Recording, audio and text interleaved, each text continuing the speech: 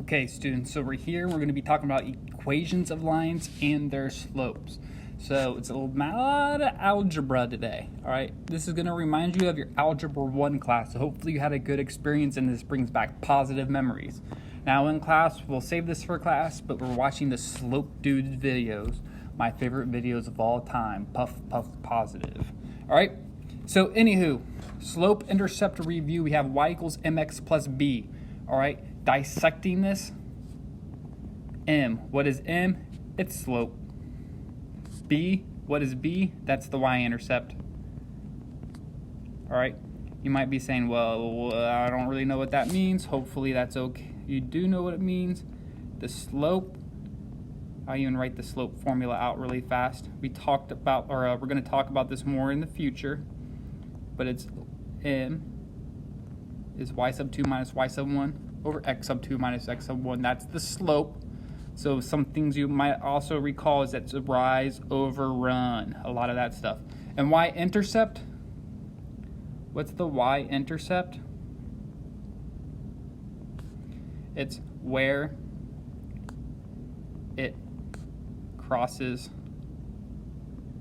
the y-axis. All right? So that's just the part of y equals mx plus b.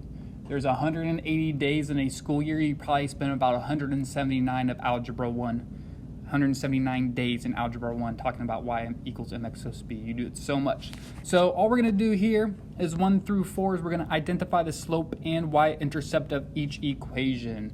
All right? So this might take you 2 seconds. You might be able to do it way faster than I can. That's okay. But I'm just rewriting this out. The slope would be 2. The y-intercept would be 4. All right.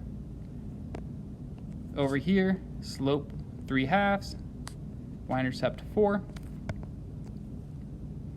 Slope 2/5. Y-intercept -1. And then right here, lastly, slope is -2. Y-intercept. Why do we call the y-intercept b? I don't know. You gotta call it something. Why not? Lowercase I might sound more appropriate or be more, but they don't ask me these things. Anywho, okay. So we went through that super quick.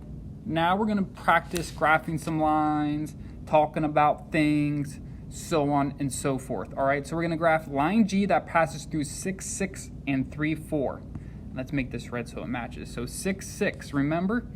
That means x is 6 and y is 6. So that's that point right there. Then 3, so we're going to go 3 to the right. Y is 4, so 4 up. That's that right there. Now we're in notability, so watch this.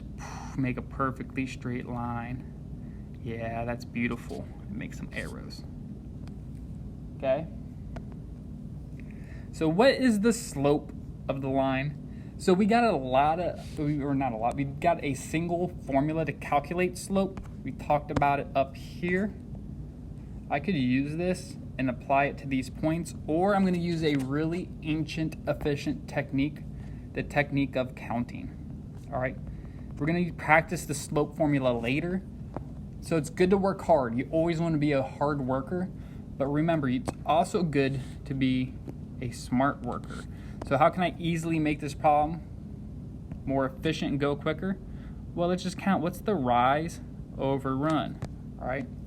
So if I'm using the counting method, slope is going to be the rise over run. I went up 2 over 3. So that's it right there. 2/3 is the slope. Write an equation for line G. Well, we can see the y-axis. Also remember the y-axis is the vertical axis. B, by looking at it, I can tell B is 2. So an equation is y equals 2/3 x plus 2. Okay, neat. All right, now what is the slope of line F? So that's the purple line that we already have here. So let's identify 2 points. Let's see, we got this point right here, which is 0, -1. We got this point right here, which is 3, 1. So all I did was went ahead and identified 2 points. Again, we could use the slope formula, But let's make this problem as easy as possible. Rise, run, up 2 over 3. So the slope, rise over run, equals 2 over 3. All right. Similarly, what is the y-intercept of line F? Well, we actually already emphasized it. It's -1. It crosses the y-axis at -1. Cool beans, all right? So write an equation. I wasn't very detailed last time. We can write out y equals mx plus b if I really want to. And since m is 2/3, would put that there. Since b is -1, put that there. Oh, it said write equation. I should have done it down here. I could have copied and pasted. I'll just rewrite it. Okay, cool beans. All right, a bonus questions. What do the red and purple lines appear to be? Well, they appear to be parallel. All right, maybe I did that on purpose since this unit's called parallel and perpendicular lines. And what's so special about their slopes? Well, the red line, slope was 2/3. The purple line, the slopes were 2/3. So they're actually equal slopes. Interesting. All right, maybe your brain's starting to turn right now and think about things, okay? And this is actually kind of a foreshadowing to what we're talking about. We're going to be doing parallel and perpendicular lines in a coordinate plane. So we've been kind of just talking about them in space, but we're going to be talking about them now specifically in a coordinate plane. Why? Well, a lot of geometry can be done in a coordinate plane. In fact, there's stuff called coordinate geometry, where we can throw a square in a coordinate plane, a rectangle, a parallelogram, all kinds of shapes, and we can identify properties about the shape using stuff we know about coordinate planes. And in fact, we're going to talk about this more in the future, but that's actually how they make your favorite Disney movies, whether it's Wreck-It Ralph or Finding Nemo or Toy Story. They use coordinate geometry. Okay? So we'll talk about this next page in the next video.